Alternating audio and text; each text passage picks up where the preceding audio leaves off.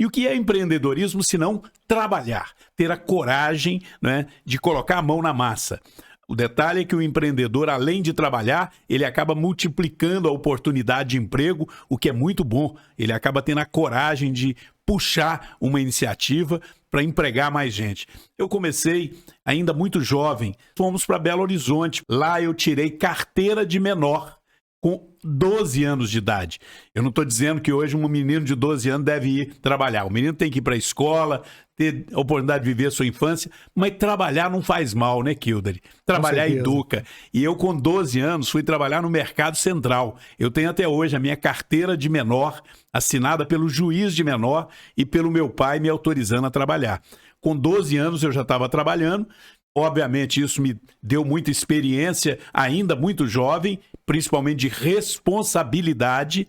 E com 16 anos de idade, meu pai me levou a um cartório em Belo Horizonte e me emancipou com 16 anos de idade.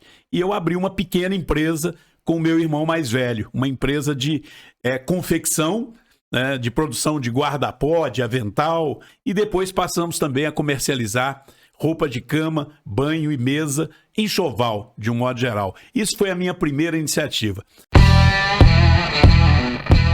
Olá pessoal, nós estamos começando aqui mais um episódio do PerformaCast, né, um podcast que a gente fala de empreendedorismo e tudo que tem ligado, tudo que soma para o empreendedorismo. E hoje eu tenho o prazer e a honra de receber nosso deputado federal, Domingos Sávio. Eu quero saber aqui o que ele pode trazer para a gente aqui, somar para a região, para a gente fortalecer cada vez mais o empreendedorismo. Seja muito bem-vindo, Domingos Sávio. Obrigado, Kildare. Obrigado a todos que nos acompanham, que vão assistir esse podcast. Olha, primeiro te parabenizar pela iniciativa. É importantíssimo que a gente tenha a oportunidade, não só te agradecer por estar aqui, de ter a oportunidade de falar um pouco do nosso trabalho, né, da minha vocação para as questões do empreendedorismo, como é que isso começou, como é que é a minha função em Brasília, mas também dizer como é importante hoje que os veículos de comunicação, que hoje é algo essencial, que está na vida de todos nós, possam ser usados para promover o bem, para fazer o bem, para levar conhecimento, levar informação verdadeira, né? E é isso que eu acho que precisa cada dia mais ser incentivado nas redes sociais. Com certeza, quando a gente tem uma informação importante, um conhecimento, né, uma sacada, um insight, e a gente passa para frente, esse é o objetivo aqui, quem está empreendendo, quem está começando, vai pensar assim, não, isso pode ser aplicado também na minha vida, pode ser aplicado no meu negócio. Então o objetivo aqui é isso, é incentivar as pessoas que estão ali passando alguma dificuldade ou estão ainda sonhando com empreender, que ele saia do primeiro passo, né? Eu queria saber qual que é a sua história com o empreendedorismo, né? Qual que é a sua história aí como empresário? Olha, primeiro, eu acho que a minha história se confunde com a maioria da história dos brasileiros e brasileiras.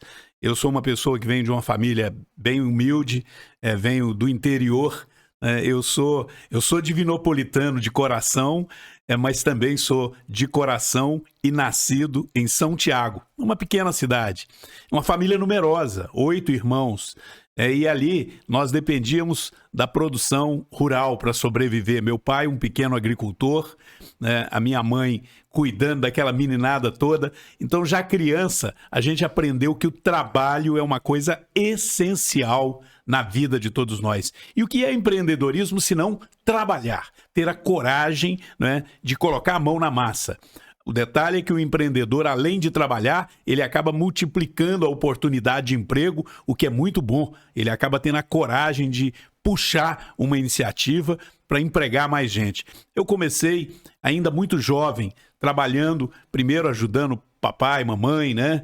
Vendendo verdura nas ruas de São Tiago, no balainho ali, para poder garantir o sustento da família, auxiliado, né, pelos meus irmãos. Depois fomos para Belo Horizonte, porque ali não dava para 8 filhos serem alimentados ali com aquelas dificuldades próprias do interior. Lá eu tirei carteira de menor com 12 anos de idade. Eu não estou dizendo que hoje um menino de 12 anos deve ir trabalhar. O menino tem que ir para a escola, ter a oportunidade de viver a sua infância, mas trabalhar não faz mal, né, Kildare? Trabalhar educa. E eu, com 12 anos, fui trabalhar no Mercado Central. Eu tenho até hoje a minha carteira de menor, assinada pelo juiz de menor e pelo meu pai me autorizando a trabalhar. Com 12 anos eu já estava trabalhando, Obviamente, isso me deu muita experiência, ainda muito jovem, principalmente de responsabilidade. E com 16 anos de idade, meu pai me levou a um cartório em Belo Horizonte e me emancipou com 16 anos de idade.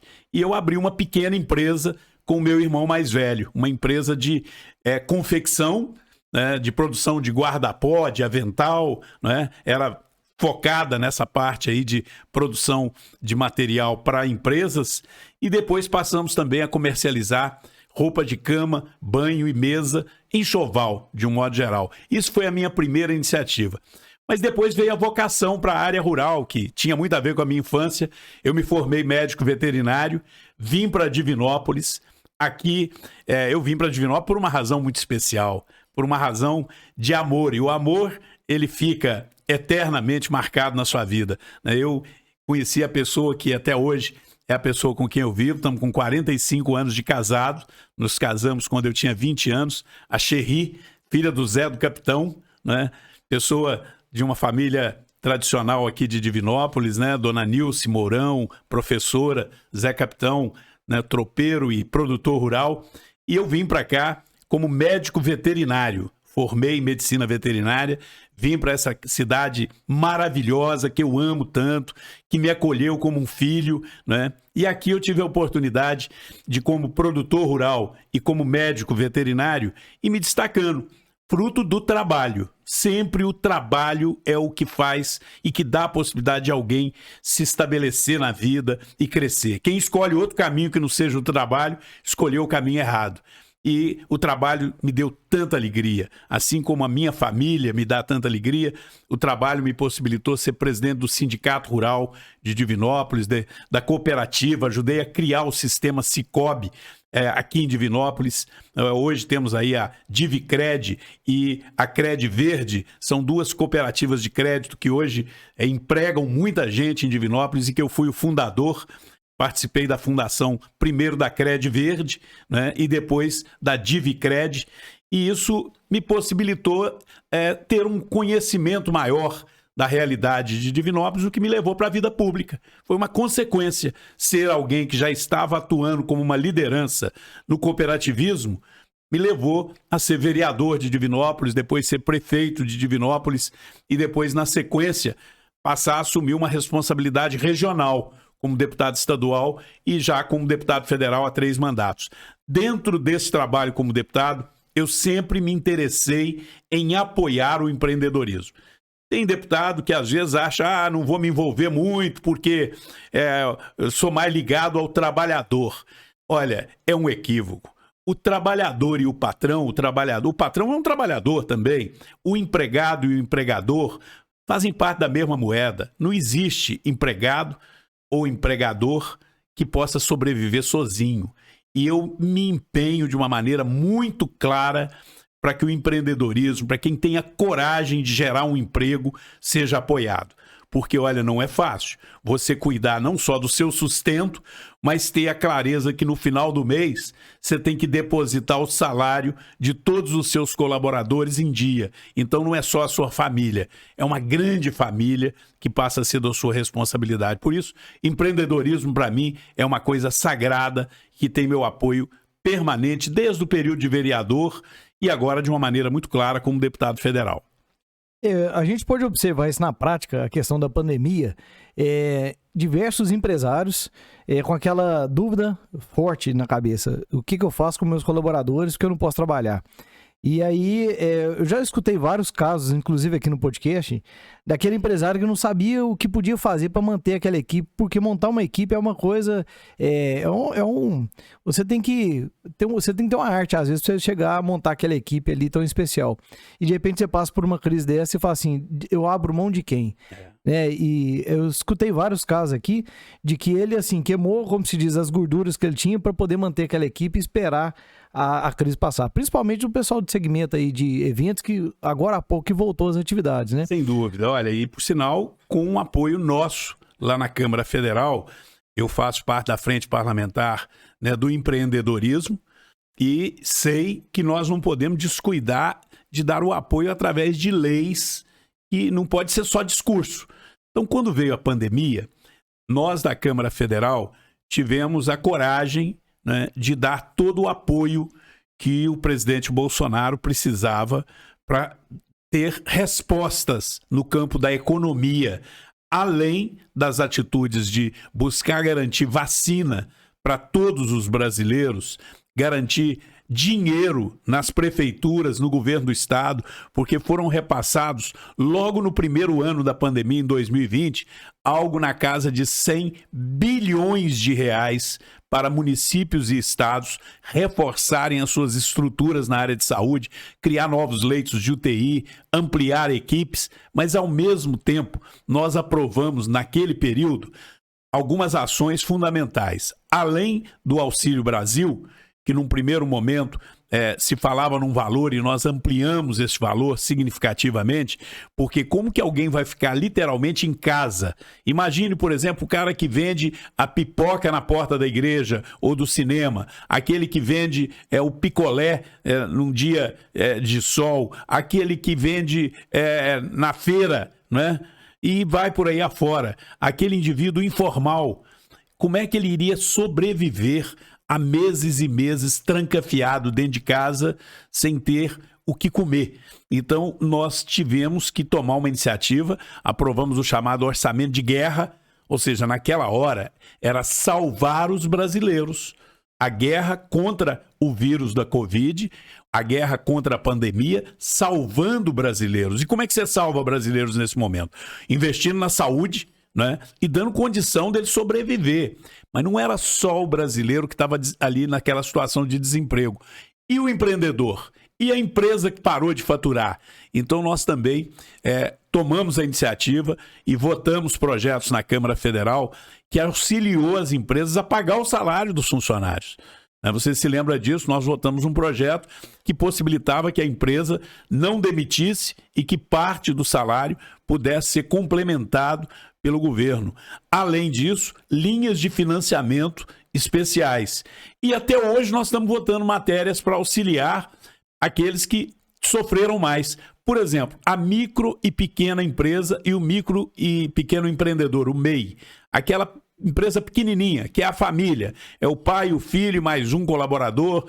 Então, esse pessoal teve uma queda de faturamento e normalmente não tem reserva, não tem um imóvel para vender, não tem ações na bolsa de outra empresa.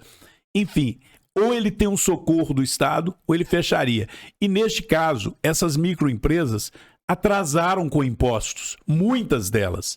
Algumas milhares e milhares, centenas de milhares de empresas, pequenas empresas, atrasaram com o imposto, com o Simples Nacional. O imposto dela já é simplificado, é um pouco menor, mas mesmo assim pesa. Entre comer, pagar o salário do funcionário, né, pagar a energia elétrica e pagar o imposto, o que você faz? Deixa de pagar o imposto. Mas aí chega um momento que se você não pagar, você é excluído do mercado. Então nós votamos uma lei, um refis da microempresa no ano passado. Num primeiro momento, o ministro da Economia falou com o presidente Bolsonaro, não pode, isso vai dar uma queda de receita, veta. O presidente vetou. Quando foi agora no mês de março, de fevereiro para março, nós derrubamos o veto do presidente Bolsonaro. Alguém vai falar, mas você agora, Domingo, você é do partido do presidente Bolsonaro, você tem ajudado, você derrubou o veto. Nós derrubamos combinando com o presidente. Fomos lá, sentamos com o presidente Bolsonaro, nós da Frente Parlamentar da Microempresa, e mostramos para ele que o prejuízo para o país seria maior se aquelas empresas fechassem. Se a gente não desse uma condição daquelas empresas que estavam inadimplentes, parcelar sua dívida e ter um desconto da multa e do juro, desconto de até 90%, o que ia acontecer? Elas iam fechar. E aí o prejuízo era muito maior, desemprego, né? Queda maior ainda na economia. E com isso o próprio presidente Bolsonaro, não, está fechado o acordo, pode derrubar o veto. E aí foi derrubado por praticamente unanimidade, conseguimos ajudar a micro e pequena empresa. E agora, no mês de abril, né, nós concluímos a votação de um projeto de lei que apoia os promotores de evento, dando para eles uma isenção ainda neste ano e no próximo ano de PIS e COFINS para recuperar esse setor de produção de evento, que foi um dos setores que sofreu mais, porque foram proibidos, não pode ter show, não pode ter nenhum tipo de evento, nem exposições, nada.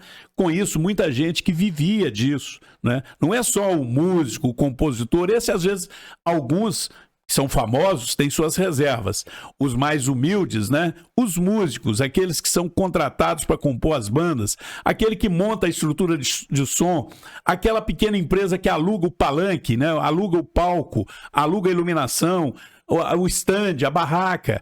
Essa turma estava na beira da falência, porque ficou aí 2 anos sem poder fazer nada e sem ter como utilizar os seus equipamentos e tendo despesa.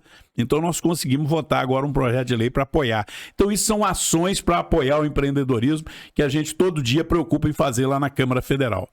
É até difícil imaginar, né? 2 anos sem poder trabalhar, porque a gente está acostumado com aquela questão assim, hoje eu não vou trabalhar, hoje eu vou trabalhar menos, né? Era assim, né? A gente tinha que ir corpo mole para trabalhar. Agora, se não poder trabalhar, ser proibido de trabalhar por uma questão... era muito grave, né? A questão da pandemia. Então, mas é uma coisa difícil de imaginar, né? Bom, Domingos, é impressionante ter esse olhar mesmo, porque imagina só, é uma decisão difícil de tomar, porque as empresas estão ali devendo impostos que realmente isso aí eu acredito que vai ajudar com certeza, né, o governo e todo o Brasil a se movimentar. Agora, essa percepção é muito, muito clara. Por quê? Nós temos os dados aqui do ano passado aqui em Divinópolis, que teve 7 mil empresas, né, que abriram e quase 3 mil e pouquinho fecharam. Deu um saldo positivo de 4 mil empresas no ano passado. Ainda foi bom. Ainda foi muito bom. Crise. Então, assim, no período de crise e tal, muitos são MEI, né, são agora pequenos triste esse empreendedores. número alto que fecha, né? Talvez falta um pouco mais de orientação para os primeiros passos, né? E aí eu acho que é importante que haja uma união do poder público com o setor empresarial através das suas entidades, para que a gente volte a ter alguns pontos de apoio para orientar principalmente esse pequeno empreendedor, porque a maioria dessas empresas que acabam fechando são de pequenas e microempresas que às vezes não tem uma estrutura contábil, né, preparada, não tem uma estrutura jurídica preparada e acaba tendo dificuldades de competir porque não se planeja direito, né? Então é importante que a gente pense nisso. Já houve aqui no passado, quando eu era prefeito, uma estrutura de incubadoras de empresa, né? Na época havia o Conselho de Desenvolvimento de Divinópolis, o CDD. Hoje tem o Grupo Gestor, que é uma iniciativa muito saudável, muito positiva, onde você atua, inclusive, Kilder, né, presidindo os trabalhos, e eu acho que seria muito positivo. Você já me disse isso antes de começarmos o bate-papo, da sua intenção, né, de buscar meios de apoiar esse pequeno empreendedor para que ele saiba pelo menos o caminho, né? Não dá para carregar ele no colo, não é isso, mas pelo menos apontar o caminho para ele saiba o caminho das pedras e facilitar, abrir um pouco as portas para ele. Então eu acho que é preciso uma parceria de prefeitura municipal, porque aí nós estamos falando de empreendimentos no município. E aí eu acho que a prefeitura municipal, em parceria com os setores organizados, precisam de ter um planejamento de simplificar, agilizar os procedimentos, diminuir a burocracia e, se possível, dar alguma orientação. E eu, como deputado federal, estou à disposição para a gente tentar trazer, quem sabe, as universidades federais, né? Algum órgão federal, o SEBRAE, por exemplo, né? O Carlos Melles é meu amigo pessoal, para que se envolvam nesse processo de orientação do micro e pequeno empreendedor, que, aliás, é uma atividade que o SEBRAE já faz na sua rotina. Aqui em Divinópolis começou uma iniciativa legal, que é a Sala Mineira do Empreendedor.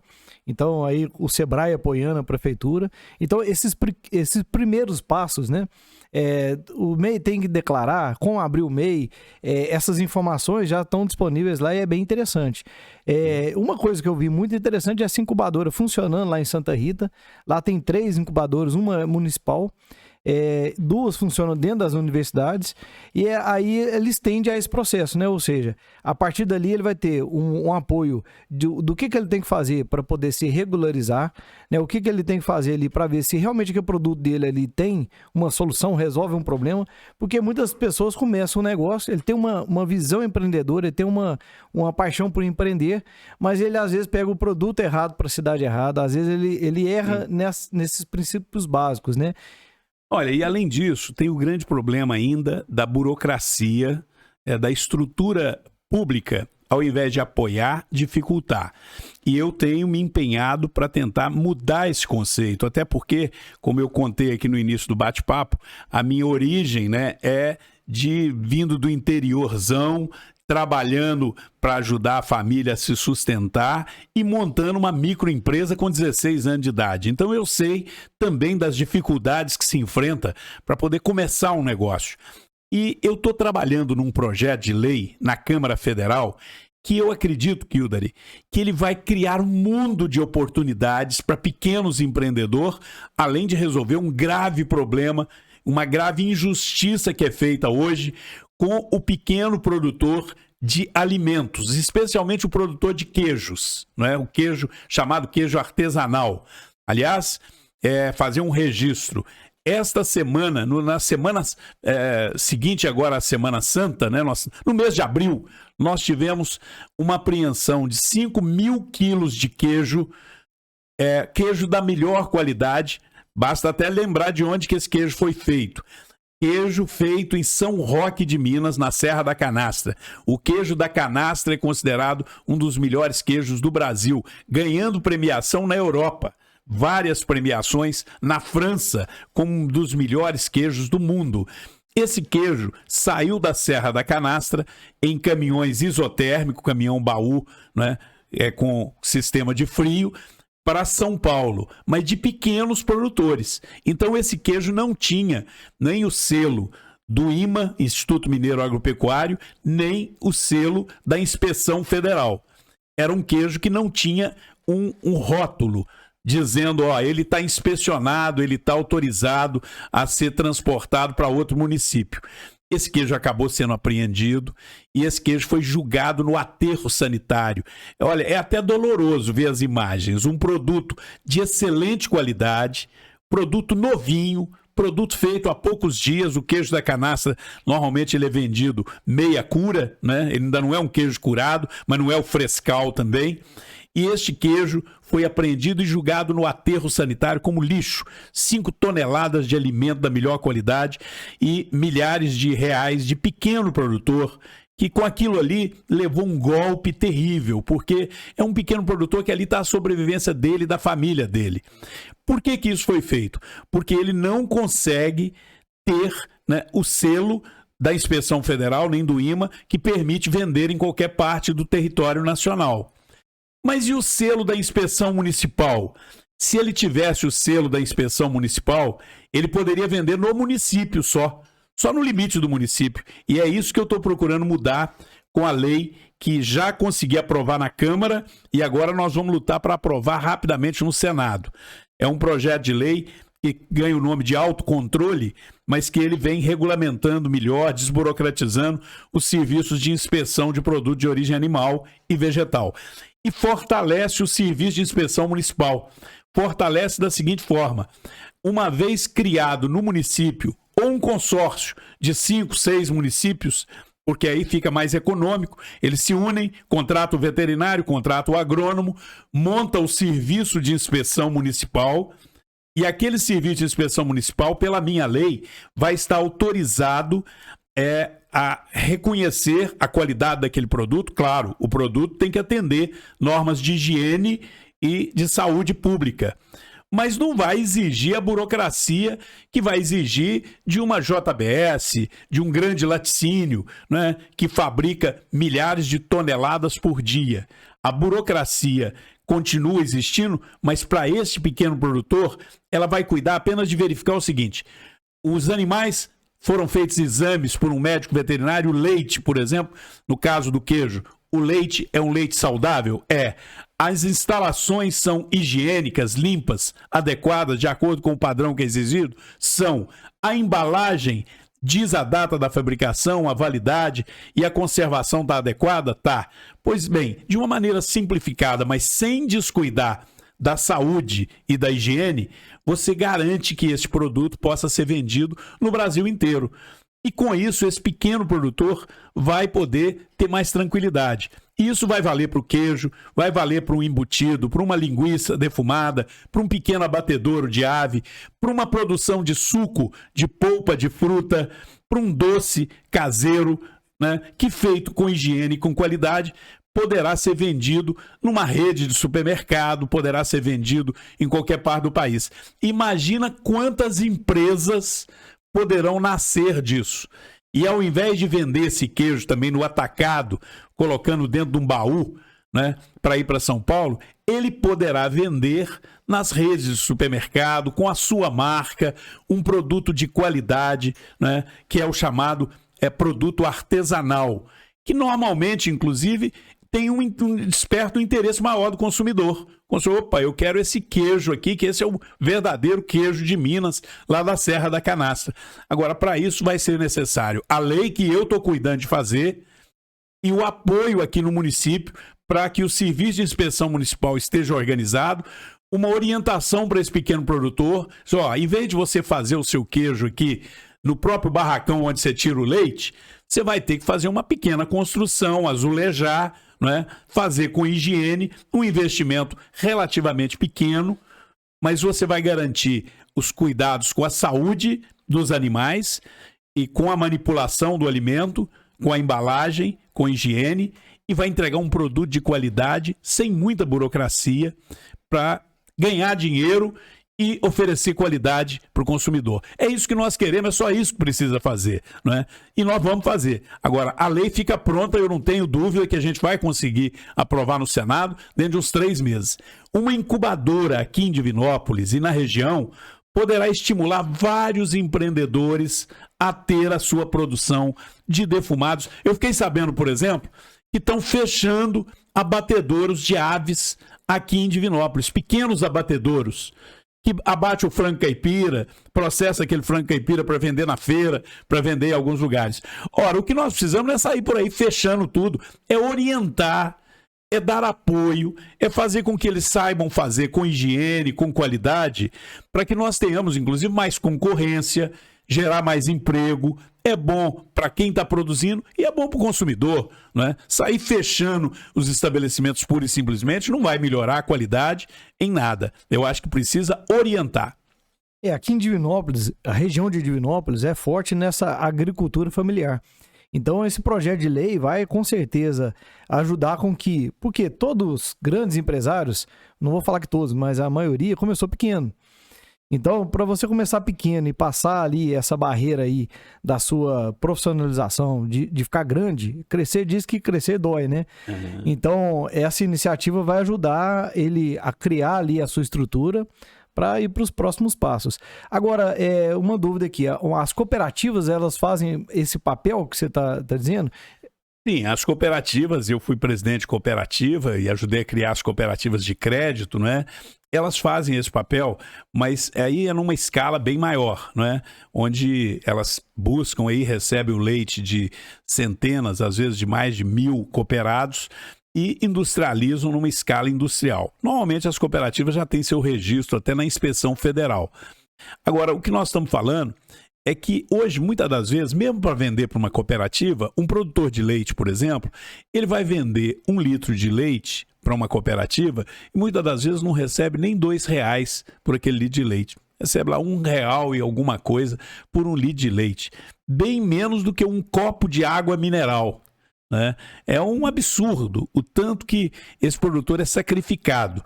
Se ele fabrica ali na sua propriedade um queijo, né, e faz ali um cuidado com esse queijo, ele consegue vender, às vezes, 1 quilo de queijo, né, por mais de R$50, às vezes. Uma peça de meio quilo de queijo, se é um queijo diferenciado, por R$30, né? Existem produtos, dependendo da qualidade, que você compra por R$100 uma peça, né? Uhum. E há mercado para isso. Há quem compre, sim, porque está se tratando de um produto que agregou valor, né? E aí o produtor vai ter uma remuneração muito melhor, gerar mais emprego. E é isso que uma região como a nossa aqui tem tudo para fazer. Por quê? Porque nós temos aqui agricultura familiar, pequeno produtor, para fazer esse queijo, para fazer essa linguiça, né, esse defumado, para fazer esse doce, né, e trazer bem embalado e vender, e temos mercado. Às vezes isso fica difícil em centros muito distantes, mas para Divinópolis, para cidades pequenas que estão aqui em volta de Divinópolis e que podem vender não só aqui, mas levar até Belo Horizonte, levar até outros centros, é perfeitamente possível que esse pequeno empreendedor rural, ele se profissionalize. Ao invés dele entregar o leite cru, né, sem agregar nenhum valor, ele vai entregar o queijo, ou o doce de leite, ou o requeijão, né? Ele vai entregar até mesmo um iogurte, né, que dá para ele produzir numa escala mais artesanal, com higiene, com saúde, e está legalizado. O problema hoje é que a burocracia é tão grande que normalmente na hora que ele vai tentar vender, ele é autuado, a mercadoria é prendida, ele não consegue colocar aquilo numa rede de supermercado. Então, com essa legislação, somando a legislação que eu estou fazendo, a gente tendo serviços municipais de inspeção para poder dar apoio a esse produtor, orientar esse produtor, eu tenho certeza que nós vamos mudar essa realidade, né? Eu vi isso, inclusive, em algumas regiões da França, onde o pequeno produtor fabrica queijos que às vezes são exportados até aqui para o Brasil. O queijo francês, eu gosto de dizer que nós fazemos queijo melhor aqui no Brasil do que na França, mas o queijo francês é reconhecido no mundo inteiro e é vendido a preço de ouro. É caro, né? Agora, isso não é fabricado em grandes laticínios lá na França, não. Isso é fabricado, às vezes, nas próprias fazendas, nas propriedades rurais. E aí o que isso significa?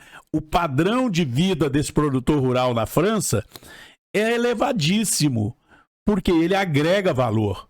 E isso em vários países da Europa. Por que nós não podemos fazer isso aqui no Brasil? Por que aqui no Brasil nós vamos só depender das grandes multinacionais que vão pegar o nosso produto e vai fazer do nosso produto o que ela bem quer e às vezes com qualidade inferior? Isso vale para o leite, para o café. Hoje já se começa a vender. Aliás, eu quero registrar que você faz um bom café, porque nós tomamos café aqui que o Kildare fez logo que chegamos, de excelente qualidade. E café tem de várias qualidades, né? Agora, um café de qualidade que um produtor fizer, que ele embalar na sua própria fazenda e que ele levar para o mercado, ele vai receber muito mais do que ele vender o café cru e às vezes exportar para a Europa, né, sem dar o devido valor. Isso vale também, né, para os produtos de origem vegetal. Nós temos aí as frutas, né? Uma série de produtos de origem vegetal que pode se agregar valor. Então, é preciso que o empreendedorismo enxergue tudo isso. É claro, sem esquecer que aqui em Divinópolis, em Cajuru, em Nova Serrana, em Santo Antônio do Monte, nós temos cluster, né? Ou seja, atividades que reúnem uma série de produções afins e que são vocacionadas aqui, por exemplo, para confecção, né? Então nós temos não só a indústria, mas temos as lojas, os shoppings, toda uma cadeia produtiva, né, em volta da confecção. Nós temos lá em Nova Serrana o calçado. E neste aspecto, a gente como parlamentar também tem uma missão lá em Brasília. Ficar atento para defender o que é nosso, para segurar as importações chinesas que chegam destruindo o nosso mercado, né? Nós temos hoje uma tarifa, por exemplo, que nos protege com relação a determinadas importações chinesas, de calçados, por exemplo. Por cada par de calçado tem um adicional de imposto que quem for importar tem que pagar. Nós estamos lá atentos para que isso continue existindo, para que a gente não seja invadido pela produção chinesa, né? E mesmo com essas tarifas, a gente já tem invasão. Então, a minha missão como parlamentar, Kildare, é de estar o tempo todo incentivando a produção aqui e, ao mesmo tempo, trabalhando de back, trabalhando para defender, para impedir que a nossa indústria, que o nosso empreendedorismo seja prejudicado por algumas ações, como, por exemplo, uma importação predatória que vem destruir a nossa economia. É muito interessante isso aí. Então, quer dizer, esse projeto de lei e essa iniciativa de fazer com que o pequeno se torne ali único, né? Porque uma vez que você pega uma coisa artesanal, você quer experimentar porque ele é diferente. Ele é único, não é aquela coisa feita em larga escala, né? E aqui na nossa cidade a gente tem algumas coisas interessantes, e eu acho que a gente pode fazer aqui um parênteses aqui. O que a gente pode divulgar de Divinópolis, né? Nós temos aqui o Pão Chique, que é daqui, uma empresa tradicional. Nós temos aqui Diviníssimo, pão de queijo que já está indo aí para grande parte aí de Minas Gerais. A Divos, né? Uma cervejaria aqui de Divinópolis, né? Que ele faz a cerveja, o chopp aqui em Divinópolis. E eu acho que a gente tem que, de certa forma, levar isso, né? Fazer com que Divinópolis seja visto com essas coisas que são muito daqui, né? Muito da identidade da cidade, né? Kildare, além de valorizar essa diversidade de Divinópolis, né? Divinópolis é uma cidade de um dinamismo que me apaixona, que me entusiasma, né?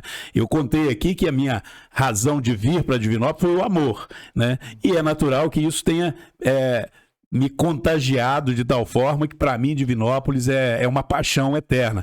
Aqui nasceram meus 4 filhos, aqui nasceram os meus 6 netos, e aqui eu, indiferente de estar exercendo mandato de deputado, é onde eu pretendo continuar vivendo, é onde eu vivo, é onde eu moro, é a cidade que eu amo, assim como, é claro, eu tenho um carinho com todas as cidades que eu represento e, óbvio, com a cidade que eu nasci, São Tiago.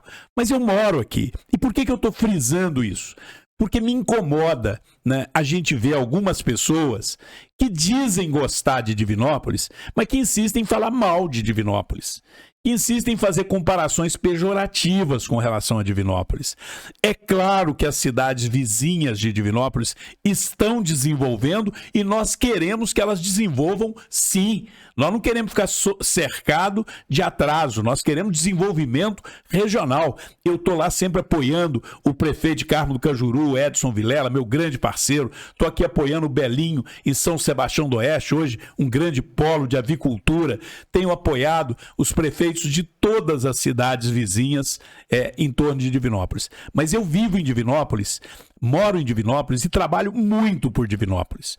Divinópolis é um polo educacional. Quando eu era prefeito, uma das coisas que eu mais lutei foi para trazer mais cursos superior para Divinópolis. Fui eu que fui atrás da Unifenas, né, lutando para poder trazer para cá. Naquela ocasião, mexeu com o brio das nossas universidades. Aí eu fiz a doação do terreno pela prefeitura, é claro. A prefeitura doou para a FADOM, que é hoje o Campus Pitágoras.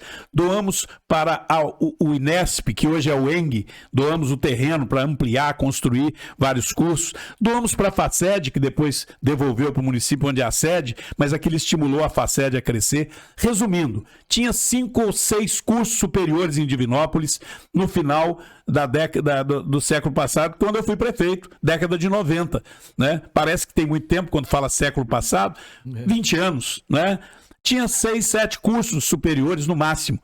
Hoje tem mais de 60, 70 cursos superiores de graduação e dezenas de cursos de pós-graduação e de doutorado.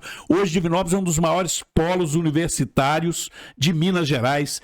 Divinópolis cresceu na área de saúde e nós precisamos concluir o hospital regional, que ela é uma cidade polo. Nós conseguimos implantar o SAMU, cuja sede é aqui em Divinópolis. Nós conseguimos trazer a região militar para Divinópolis e hoje temos todo um polo de segurança pública sediado em Divinópolis. Divinópolis é uma cidade com uma diversidade de produtos. Você tem produção de fio, você tem produção de mangueira, você tem produção de alimentos, você tem produção de conhecimento com a Universidade Federal, Universidade do Estado, Instituto Federal, você tem centros de saúde. E você tem um povo bom, você tem um povo festeiro, você tem uma cidade alegre, contagiante, cosmopolita, que recebe gente do Brasil inteiro. Você encontra em Divinópolis divinopolitanos como eu, não é? Que gosta de Divinópolis, que nasceu em São Tiago, o outro nasceu lá no Goiás, o outro nasceu em São Paulo, o outro nasceu não sei aonde. E é tudo divinopolitano. Agora, quando me aparece um divinopolitano falando mal de Divinópolis, me dá uma preguiça, me dá uma tristeza. Eu não vou ser grosso de falar assim, não, pega a mala. Não vou falar isso. Vou falar, acorda. Olha a cidade que você tem. Tem orgulho da cidade que você tem. Tem problemas? Tem problemas. Vamos nos unir e enfrentar os problemas. É por isso que eu, como deputado federal, tenho ajudado todos os prefeitos em diferente partido. Ajudei o Vladimir, ajudei, aliás, antes, ajudei o Galileu quando eu saí da prefeitura, né? E entrou o Galileu. Eu ajudei, porque aí eu virei deputado estadual. Depois ajudei o Demétrios, que veio depois do Galileu.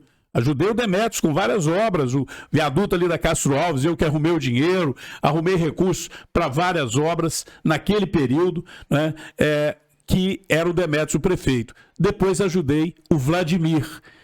Ajudei o Galileu novamente, quando terminou. Ele veio a público dizer, ó, nunca alguém ajudou tanto como o Domingos Sávio está me ajudando. E eu não esperava, porque o Domingos Sávio nunca foi do meu partido, o Galileu é que disse isso, não sou eu. Agora, o Gleidson. O Gleidson tem dito em todas as entrevistas, olha, o Domingos tem sido injustiçado, porque ele ajuda e ajuda permanentemente. Não é mais do que minha obrigação, eu sei disso, não precisa alguém falar sobre... É minha obrigação e eu cumpro a minha obrigação, porque eu amo Divinópolis, eu gosto de Divinópolis. Sendo bem votado ou mal votado, eu vou continuar trabalhando e muito por Divinópolis. Agora, é claro que para a gente poder estar trabalhando por Divinópolis, precisa ter um mandato, né, para estar trabalhando politicamente, né? Porque trabalhar por Divinópolis, eu trabalhei criando um sistema de cooperativa de crédito. Eu trabalhei sendo presidente do Sindicato Rural e ajudando a estruturar as grandes festas que hoje tem lá o Irajá conduzindo, né? Então, trabalhar por Divinópolis, a gente trabalha em qualquer circunstância. Agora, trabalhar trazendo recursos, como eu tenho trazido, olha aqui, neste mandato, eu não vou falar dos outros, neste mandato, eu já estou passando de 50 milhões de reais e o deputado Domingos Sávio conseguiu trazer para Divinópolis. Parte disso já está executado de obras, como a pavimentação lá no Grajaú, no São Simão, que aquilo estava prometido e parado há muitos anos, né? E no Céu Azul são investimentos próximos de 20 milhões de reais. Parte a prefeitura ainda não conseguiu colocar totalmente em prática, já gastou um pouco com o projeto, mas ainda não colocou em prática, que foram 6 milhões que eu arrumei para esse nosso aeroporto, que tem a ver com empreendedorismo. Um aeroporto é necessário para a cidade continuar crescendo, mas não é só um aeroporto para pousar de dia e para pousar avião pequeno. É um aeroporto para ter voo comercial, para você ter ligação diária com São Paulo, com Brasília, né? E com isso você atrair investidores, compradores, né? Esse aeroporto está com dinheiro disponível para a prefeitura melhorar o seu sistema de pousos e decolagens para voltar a ter a linha aérea da Azul ou de uma outra empresa aqui. Dinheiro para pavimentar ruas, escolas, 2 sendo construídas, o CEMEI no Jardinópolis, o CEMEI lá no Candelária e Oliveira, e a Darcy Ribeiro, né, que está na fase de conclusão da assinatura do convênio para a prefeitura construir. Isso sem falar nos investimentos na saúde, no São João de Deus, nos postos de saúde, enfim. Não é mais do que a minha obrigação, mas se eu não tivesse um mandato, não tinha 50 milhões em obras chegando em Divinópolis para pavimentar a rua, para poder melhorar a estrutura de educação, de saúde e investimentos como esse no aeroporto. Portanto, gente, vamos nos unir por Divinópolis. Essa é uma palavra que eu queria aproveitar para deixar aqui, porque eu sei que é a sua visão também, é do grupo gestor. Vamos nos unir por Divinópolis. Não vamos ficar, para usar a expressão dura, cuspindo no prato que comemos. É aqui que a gente vive, é aqui que a gente tira o nosso sustento, é aqui que a gente cria os nossos filhos. Não quer dizer que vamos fechar os olhos aos problemas. Não quer dizer que não vamos falar que está tudo bom. Não, temos problema. Agora, vamos resolver o problema sem deixar de valorizar a nossa terra, sem deixar de dizer que a gente gosta de Divinópolis e que Divinópolis é uma das melhores cidades do Brasil. Sem sombra de dúvida, Divinópolis é uma das melhores cidades do Brasil. Primeiro porque tem um povo bom, tem um povo festeiro, acolhedor, educado. Ah, mas não é todo mundo. Claro que não é todo mundo. Me conta uma cidade que não tem bandido, me conta uma cidade que não tem gente ruim, né? Isso é da natureza humana. Agora aqui a maioria é de gente muito boa. Isso aí que você falou é o seguinte, o pai, geralmente, ele fala para todo mundo bem do filho, né? As coisas ruins do filho fica ali dentro de casa ali, né? Acho que é essa cultura que a gente tem que ter, né? É isso mesmo. A gente sabe que tem problema, a gente sabe que pode melhorar os nossos filhos ali, mas pra fora a gente tem que falar que o negócio tá bom, porque a gente tem que valorizar o que tá bom, né? Claro, e quando eu digo isso, porque as pessoas hoje, elas ficam, e principalmente rede social, tem que tomar um pouco cuidado com isso, porque hoje quando você digita uma coisa na rede social, você pode achar que você tá falando ali pro seu grupinho, não é? Mas você tá falando pro mundo. O que você põe na rede social lá, hoje, né? o que você põe na rede social hoje fica lá. Porque vai o que a pro gente mundo. fala aqui não tá gravado, ficou aqui. É lógico. Agora tá gravado, vai ficar épocas para frente, né? Vai perdurar isso aí. Bom, eu queria te perguntar, aquele dia lá no Grupo Gestor, eu achei muito interessante quando você disse, acho que foi durante a sua eleição como prefeito, que você foi contestado que não era de Divinópolis. E aí você foi e falou, olha gente, quantas pessoas você conhece que não é de Divinópolis? E desde então eu comecei a perguntar às pessoas ao meu redor. Aqui, você nasceu em Divinópolis? Você nasceu em Divinópolis? E eu comecei a observar que mesmo hoje tem muitos moradores de Divinópolis que não nasceram em Divinópolis. Sem né? dúvida. Então é uma questão interessante da gente refletir isso aí, né? Sem dúvida, eu acho que assim, é isso que eu disse aqui há pouco, o Divinópolis é cosmopolita, ela é variada em termos de sua formação, né? Nós temos gente de todas as origens, e isso também dá uma riqueza cultural a Divinópolis. Eu acho que é por isso que a gente também tem aqui tantos talentos na música, no teatro, na literatura, né? E faz da nossa cidade uma cidade tão agradável. Agora, é claro que também por ser uma cidade que cresceu muito, teve uma fase de crescimento desordenado, ela acaba sendo uma cidade que tem muitos problemas. E é por isso que eu me sinto motivado a continuar na vida pública. Eu já estou maduro, né? Não estou me sentindo velho, eu estou maduro, estou com gás para trabalhar muito. E é por isso que eu não me sinto nem no direito de jogar a toalha, né? Embora eu pudesse viver bem, né, só cuidando dos meus interesses, da minha família, a minha consciência não ia me deixar muito tranquilo, porque eu acho que eu ainda posso ajudar muito Divinópolis. Até porque a experiência adquirida, ela acaba sendo importante nessa hora da vida, é nesse momento da vida, em que eu já tendo sido prefeito, tendo sido deputado estadual, deputado federal, já tendo visto que às vezes não é a paixão partidária que resolve, é a capacidade de diálogo, né? Até porque eu fiquei num partido durante quase que a minha vida toda, que foi o PSDB. E agora, vendo o cenário que eu estou vendo aí no Brasil, eu percebi que era meu dever, inclusive, me posicionar. E diante do fato do meu partido, eu ainda falo meu partido, porque eu fiquei ali uma vida inteira, não ter conseguido, né, e eu acho que já está tarde, né, apontar um caminho unido para o país, eu me senti no dever de buscar um caminho, porque eu tenho uma responsabilidade com as pessoas que eu lidero, não só aqui em Divinópolis, mas em toda Minas Gerais. Eu atuo hoje em mais de centenas de municípios em Minas Gerais. E as pessoas ficam perguntando, e o futuro do Brasil? E eu tenho uma preocupação com esse futuro do Brasil. Eu acho que o futuro do Brasil não pode ser andar para trás, não pode ser cometer os mesmos erros. Na vida, uma das coisas que eu chamo de fundamental na experiência é você não cometer os mesmos erros. É você, às vezes, você aprende da forma mais dolorosa, aprende errando às vezes, né? É a forma mais dolorosa. O ideal é aprender estudando, analisando, seguindo bons exemplos, mas às vezes você aprende errando. E na vida pública, a população às vezes aprende com os próprios erros. E nós sofremos muito num passado recente, quando esse país se viu mergulhado na corrupção. Virou regra a corrupção, veio, né, aquela situação daqueles escândalos da Petrobras, bilhões e bilhões de reais de dinheiro público sendo roubado do Brasil.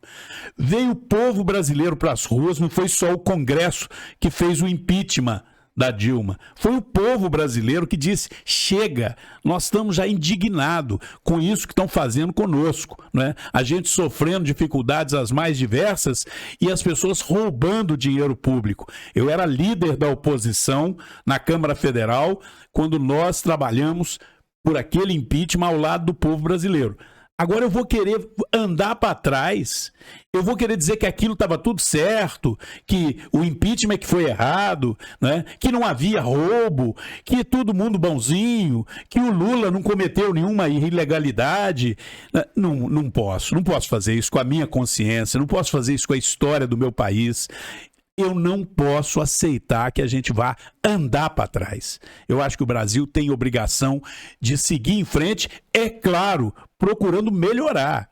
Eu não estou com isso dizendo, não, mas tudo que o Bolsonaro faz está certo e eu digo amém. Não, mas eu tenho certeza que é melhor você ter alguém que até erra com algumas palavras que diz, do que ter alguém que rouba e deixa roubar e institui o roubo como forma de governo para cooptar, para poder garantir maiorias, para aprovar esse ou aquele projeto com mensalão, com isso ou com aquilo. Chega, não pode ser assim, não é? Então, nós temos ainda muito que melhorar, mas nós não podemos melhorar andando para trás. Por isso, eu saí do PSDB, fui para o PL, partido do presidente Bolsonaro, e acredito que nós temos sim que seguir em frente, corrigindo imperfeições, corrigindo equívocos, aprimorando, para que, quem sabe, no futuro tenhamos também uma nova liderança assumindo o Brasil, talvez até com uma linha mais moderada, mais equilibrada, mas nesse momento, às vezes, é preciso ser mais duro, porque se não for firme ali no comando, na direção, a gente volta para aquela ratoeira que estava antes. A gente volta para aquela roubalheira que estava antes. E se essa rataria tomar conta do poder novamente, esse povo não vai ser fácil de ser tirado dali, não. Ah, não tira, não. Aí sim podem transformar esse Brasil numa Venezuela ou numa republiqueta socialista, que socialismo é um nome até muito bonito, porque esse povo faz. Porque eles fazem um populismo, né, com viés comunista, né, um populismo demagógico, usando a pobreza para perpetuar no poder e usando a mentira, né, e aqueles argumentos de que os meios, né, os fins, que é estar no poder, justifica os meios, ou seja, justifica-se fazer qualquer coisa para continuar no poder, né? Essa é a filosofia dessa esquerda radical, essa esquerda que ilude, né, de maneira muito descarada, né, dizendo que são o pai da pobreza, que são aqueles que pensam mais ideologicamente. Infelizmente, na hora de colocar em prática o que eles colocam em prática, agride os nossos princípios cristãos, agride os nossos valores familiares, agride os princípios elementares de ética e de honestidade. Eu estava lá quando tiramos esse povo com o impeachment. Eu vi de perto o que eles estavam fazendo com o Brasil, a roubalheira que se instituiu. Eu vi aquela CPI da Petrobras descobrindo a roubalheira e, embora, né, o Moro possa ter cometido equívocos na forma com que conduziu, não vai me dizer que o que foi descoberto não existiu.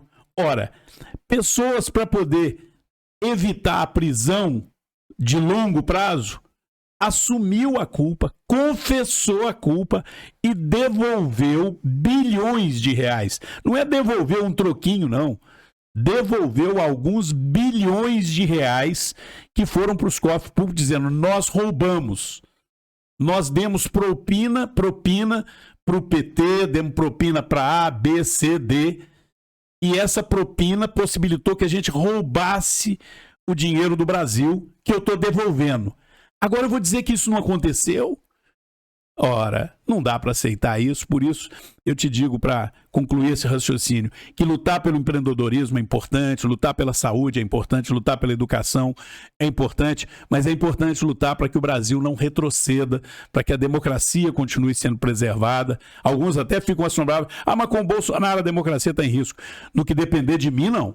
Eu apoio para que a gente não retroceda, mas não abra mão de que a democracia seja preservada. E quando você fala em preservar a democracia, você fala também em discutir com o Supremo se ele também não está saindo fora do que é correto. Eu estarei apresentando essa semana, já estou colhendo a assinatura, uma emenda constitucional que está sendo batizada de emenda do equilíbrio entre os poderes, e essa emenda estabelece que decisões do Supremo inconstitucionais possam ser revogadas por maioria qualificada da Câmara e do Senado. Não é revogada por 1 ou 2, não. É revogada por maioria qualificada. O Supremo tomou uma decisão, não foi por unanimidade no Supremo, e ela tem indicativo de que foi inconstitucional. O Supremo tomou pela vaidade de um ministro, ou porque ele quis impor a sua ideia, passando por cima da Constituição. O Congresso Nacional poder apresentar um projeto de decreto do Congresso Nacional revogando aquela decisão do Supremo. Alguém vai falar: mas isso já existe? Não, não existe. Hoje o Supremo é Supremo. Ele decidiu, você só recorre a Deus. E numa democracia você não pode ter um poder que está acima de todos os outros. Tem que ter um equilíbrio entre os poderes, né? O Supremo pode condenar um deputado, mas a Câmara e o Congresso não podem rever a decisão do Supremo? Tem que poder rever a decisão do Supremo se ela for inconstitucional. E é esse o projeto de lei que eu estou apresentando, para que a gente possa preservar a democracia, mas preservar a democracia com equilíbrio entre os poderes, não com um poder querendo submeter o outro, subjugar o outro. Bom, deixa eu te fazer uma pergunta. Divinópolis está aí sendo sede, né, dessa cruz de todos os povos, que vai ser terceira do mundo, né? E eu acredito muito que Divinópolis vai ser outra Divinópolis com a conclusão dessa obra. Por quê? Porque vai virar uma cidade turística, né? Nós temos aí, igual você disse, a parte aí da saúde, que é muito forte, a parte da indústria, a gente tem diversas iniciativas, diversas empresas produzindo aqui, e agora eu acredito que a gente vai ter aí no futuro aí um poder aí, né, na questão aí da questão do turismo, né? Então eu queria saber se tem algo que, né, o governo federal pode fazer, alguma iniciativa, alguma verba para poder acelerar esse processo aqui, que é uma coisa que vai ficar aí. A Divinópolis vai ter como se fosse um Cristo Redentor, não é isso? Sem dúvida. Olha, é um projeto muito interessante. Ele tem dois aspectos. Um aspecto da fé, da nossa fé cristã, não é nem necessariamente só católica, é a fé cristã. O monumento é um monumento que está sendo elevado com o espírito ecumênico. Eu ouvi isso do próprio Dom José, do nosso bispo, de que ali o interesse é que todas as denominações religiosas cristãs, porque é óbvio que isso é um monumento cristão, porque o símbolo máximo é a cruz de Cristo. Então, esse símbolo ele está associado à nossa fé. E aquela edificação do símbolo, do monumento, da cruz, ela não pode ser utilizar dinheiro público, porque pela nossa Constituição, as manifestações religiosas, elas não podem nem ser apoiadas financeiramente e nem podem ser reprimidas. E isso é muito bom que seja assim. Isso garante a nossa plena liberdade religiosa, né? Nós somos livres para escolher a nossa religião e para sermos livres nós também não podemos ter o governo apoiando mais esta ou aquela religião. É neutro. Mas o acesso à cruz de todos os povos, o entorno, a estrutura que está associada ao turismo, à geração de emprego, ao desenvolvimento, à segurança, à qualidade de vida, isso sim pode ter dinheiro público. E a minha primeira atitude, e esse é o primeiro dinheiro público que está vindo para essa obra, foi colocar uma emenda minha de R$400 mil, tem um pouquinho que a Caixa Econômica fica com ele para poder custear a análise de projeto, então deve dar uns 380 e poucos mil reais, estão vindo para a prefeitura elaborar os projetos da via de acesso, uma avenida de pista dupla, o projeto de luminotécnico, de iluminação, o projeto de água pluvial, de, canalizações de água, pavimentação das vias, área de terminal turístico, estacionamento para ônibus. Esses projetos estarão sendo elaborados com recursos que nós conseguimos do governo federal. Com o projeto pronto, a gente vai começar a correr atrás do dinheiro para executar o projeto, para colocar em prática e fazer essa avenida de pista dupla, esses investimentos para aquela região ali toda desenvolver e, obviamente, você ter condição de fazer ali grandes eventos e trazer milhares de pessoas a Divinópolis, vindas, às vezes, de outras partes do mundo, porque são apenas 3 cruzes no mundo todo com essa dimensão. Agora, um outro aspecto também que poderá alavancar o turismo e o desenvolvimento na região está associado a esta possível renovação da ferrovia Centro-Atlântica, que o governo federal está, nesta fase, discutindo o contrato com a empresa Ferrovia Centro-Atlântica, com a VLI, que é uma empresa ligada à Vale, né? A VLI é a concessionária que hoje detém o direito de explorar essa ferrovia Centro-Atlântica. Se for renovado, o que nós estamos cobrando, eu diria mais, exigindo, é que o governo garanta uma série de obras. Por exemplo, ali no acesso à Cruz de Todos os Povos, a gente tem a entrada do bairro São Roque, que passa sobre a linha férrea. E é óbvio que já é um problema aquilo ali. Para quem mora no São Roque, ora tem que parar por causa do trem que está trafegando ali, ora corre risco até de vida, né, de ter um acidente. Então ali nós estamos solicitando que numa possível renovação, além de várias outras obras que são necessárias aqui em Divinópolis, que seja feito um viaduto para dar mais segurança para o trânsito ali, um viaduto amplo. Além disso, falando em turismo, nós estamos entendendo que o trecho da ferrovia, porque tem um trecho que vai em direção ao Triângulo Mineiro e vai em direção a São Paulo, e tem outro trecho que desce em direção a Cláudio, Carmo da Mata, Oliveira, Bom Sucesso, Lavras. Esse trecho tem estado praticamente desativado. Esse trecho, há uma pretensão de que possamos no futuro pensar numa composição turística de transporte de passageiro, né, por esta ferrovia. Então isso também está sendo discutido, a possibilidade de trazermos novamente o transporte de passageiro nessa renovação da concessão ferroviária da Centro-Atlântica, além de obras estruturantes como esse viaduto que eu te falei. Isso é muito legal, viu? O meu bisavô foi que fez aquela máquina que fica exposta lá no Esplanada. Então, quando fala desse cenário aí da ferrovia, eu acho muito legal porque vai nas minhas raízes, né? Tem história, tem cultura, né? E precisa ser preservada. É muito legal. Eu imagino que tem aí pelo menos um trecho turístico. E aí, eu acho que tem até a ver com a cruz também, né? Vai ter pessoas que vão vir para fazer esse trecho aí turístico, né? E para aqui para conhecer a cruz e tudo. Não, tem vários trechos no Brasil que funcionam exclusivamente como turismo. Eu já participei, já fiz o trajeto. Tem uma aqui pertinho que liga São João del Rei a Tiradentes, né? É uma Maria Fumaça que faz São João del Rei a Tiradentes e vive lotada levando turista a Tiradentes, levando a São João del Rei. E tem um trecho na Serra Gaúcha, na região de Gramados, que faz também algumas cidades da Serra Gaúcha. Lá não é Maria Fumaça, mas é uma composição antiga também e com atividades turísticas dentro da composição, música, dança, folclore, até um pequeno teatro contando a história, né, daquela região, dos imigrantes que vieram de outros países para aquela região do Rio Grande do Sul, né, de Gramados, e que é muito visitada e que tem um crescimento turístico. E esse conjunto de ações é que faz o turismo desenvolver numa região. Então, a Cruz de Todos os Povos não pode ser uma iniciativa isolada. Então, se a gente tiver a Cruz de Todos os Povos, mas tiver também investimento de umas composições ferroviárias com transporte passageiro, com um trem turístico, essas coisas todas podem trazer mais turismo. Como eu disse, além da vocação festeira de Divinópolis, né? A capacidade nossa de receber as pessoas. Isso é importante porque gera emprego de qualidade, né? E desenvolvimento, empreendedorismo. É isso aí, Domingos, vou te agradecer e eu quero que você deixe uma mensagem aqui sobre liderança, né? Eu observo que você teve uma vida aí focada em liderança, focada aí no desenvolver a sociedade. E qual que seria uma dica para quem quer desenvolver liderança?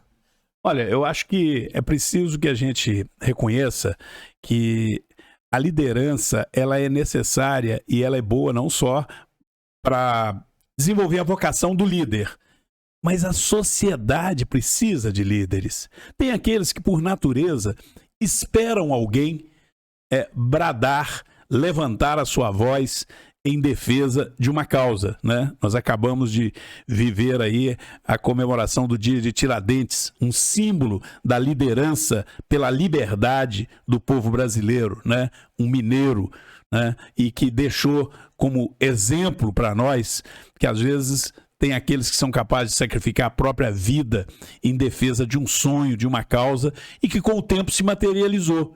Ele deu a vida dele, não viu, mas com o tempo se materializou aquele sonho de liberdade para que tivéssemos um país nosso, que pudesse ter orgulho de dizer somos brasileiros e não uma mera colônia de Portugal. No dia a dia nós continuamos vivendo situações que precisa ter alguém que lidere, que tenha coragem de começar algo. Eu tive a felicidade de começar o cooperativismo de crédito aqui em Divinópolis. Hoje, quantas agências do Cicobi e já está chegando o Sicredi? Isso aqui é cooperativismo de crédito. O Divicred está abrindo uma agência em São Paulo, eu acho interessante demais, né? Vamos ter, eu recebi o convite hoje, vai estar abrindo hoje uma agência no Mercado Central em Belo Horizonte. Quando eu te falei que eu trabalhei com 12 anos, né, tirei carteira de menor com 12 anos, eu fui trabalhar no Mercado Central de Belo Horizonte. E eu fiquei morrendo de vontade de ir lá na inauguração hoje, mas eu estou com uma agenda super lotada, porque eu ajudei a plantar essa semente do cooperativismo de crédito. Fui da diretoria da primeira central de cooperativismo da Cred Minas aqui, vice-presidente da OSENG. Estou dando isso como exemplo para os jovens, porque eu não era um político de partido naquela época, não. Eu era médico veterinário, presidente da cooperativa e um sonhador, acreditando no cooperativismo. Acabou que isso me impulsionou para exercer uma liderança na política. Eu quero deixar aqui uma mensagem para os jovens, né? Inclusive eu disse que eu quero organizar o PL, né, aqui em Divinópolis. Já aproveito para convidar aqueles jovens que queiram participar de uma política com uma visão, né, empreendedora, e que venha somar com a gente, venha organizar esse partido com a gente aqui em Divinópolis, e não só através da política dá para você exercer sua liderança. Você exerce a sua liderança como você faz hoje muito bem, Kildare, na área empresarial. Você exerce a sua liderança na escola onde você atua. Eu fui presidente do diretório acadêmico da Escola de Medicina Veterinária. Você exerce a sua liderança nos movimentos da igreja. Eu fiz parte do grupo de jovens da Igreja Católica. A liderança está no coração, na vocação de cada um. Agora, o papel do líder é fundamental na sociedade. Então é importante também que os pais, os professores, né, as figuras com um pouco mais de experiência, estimule esses jovens a exercer o seu papel de liderança quando ele tem vocação para isso. E às vezes a liderança se dá em ter a coragem de montar uma pequena empresa, né? Eu vejo o Valdemar Amaral, hoje empresário realizado, motivo de orgulho para Divinópolis e região, que está aí com a rede ABC em praticamente toda Minas Gerais, né, expandindo a passos largos, mas ele nos contando que começou vendendo numa portinha pequenininha, aliás, começou trabalhando na área rural com seu pai, se submetendo a um trabalho pesado, árduo, depois dirigindo um caminhão para ir buscar, levar ferro gusa, né, para São Paulo, para o sul do país e trazer feijão para poder vender aqui e com aquilo ganhar o retorno do frete e ganhar algum dinheiro. Então, às vezes uma pessoa que tem a coragem de empreender um pequeno negócio, no futuro vai ser um líder com milhares de empregos sendo gerados, como esse exemplo desse divinopolitano que eu estou citando, que hoje emprega aí dezenas de milhares de pessoas, que dependem ali do salário no final do mês, que recebe dessa grande rede de supermercado, criada por um indivíduo que com o seu suor, com a sua autoconfiança, com a sua determinação, criou um negócio, né, que começou ali pequenininho. Então, às vezes, com uma barraca de cachorro-quente, você pode amanhã criar uma grande rede do padrão do McDonald's. Mas é preciso ter coragem e, principalmente, gostar de trabalhar. É isso que eu falei no início aqui do bate-papo com você. Se eu tenho um vício na minha vida hoje, do qual eu me orgulho, é que trabalho para mim, eu não consigo parar. Normalmente, meu dia vai até quase meia-noite, né, trabalhando. E hoje, por exemplo, vai até próximo de meia-noite e eu vou pegar o voo para Brasília às 6 horas da manhã. Eu tenho que estar 5 e pouco no aeroporto de Confins, em Belo Horizonte. Então, eu provavelmente vou dormir umas 3 horas dessa noite, se der tempo de dormir. Mas faço isso com prazer, porque eu estou trabalhando para coisas que eu acredito, né? Então é isso aí, né? Bom exemplo de quem quer começar a desenvolver liderança, começar uma empresa que com certeza vai estar inserida ali em diversos momentos que a liderança vai fazer a diferença. E crescendo, vai trazendo mais ainda essa questão da liderança. E com certeza você disse uma coisa muito legal, o trabalho, né? Porque não tem como a pessoa pensar em empreender sem pensar no trabalho, que anda muito junto, né? É uma coisa colada uma na outra. É isso aí, para usar a expressão bem popular, não tem almoço de graça, né? Não tem almoço de Alguém graça. pagou o seu almoço, ou você... É bom que você pague, né? Com certeza. Eu quero aproveitar e te agradecer seu tempo, a sua presença aqui, trazer esses insights que você trouxe pra gente aqui, deixar aqui o convite para uma próxima ação, outra coisa que estiver acontecendo aí para Divinópolis, para o empreendedorismo, seja regional ou nacional, que você traga pra gente aqui. E com certeza, o dia que essa lei for aprovada, né, a questão aí de simplificar os pequenos produtores e fazer com que isso ele consiga trazer o lado artesanal ali para ele se tornar forte, né? Para ele se tornar ali, eu não vou dizer forte, mas reconhecido. Reconhecido, né? Poder comercializar livremente, né? Ser respeitado. Poder ser respeitado, exatamente. E depois, quem sabe, outras iniciativas para ajudar esse pessoal a se desenvolver e encontrar seu verdadeiro tamanho. Com certeza. Hilder, eu quero te agradecer a todos que nos acompanharam nesse bate-papo e colocar também o meu gabinete. Eu nunca fechei o gabinete de Divinópolis, né? No 18º andar do edifício Costa Rangel. Estamos lá à disposição, nos nossos endereços eletrônicos aí. Entrou aí no site Domingo Sábio, você vai achar no Facebook, vai achar no Instagram e manda suas mensagens, suas sugestões, suas cobranças, que a gente está aí para procurar servir. Um grande abraço, muito obrigado. Muito obrigado e até um próximo episódio, pessoal.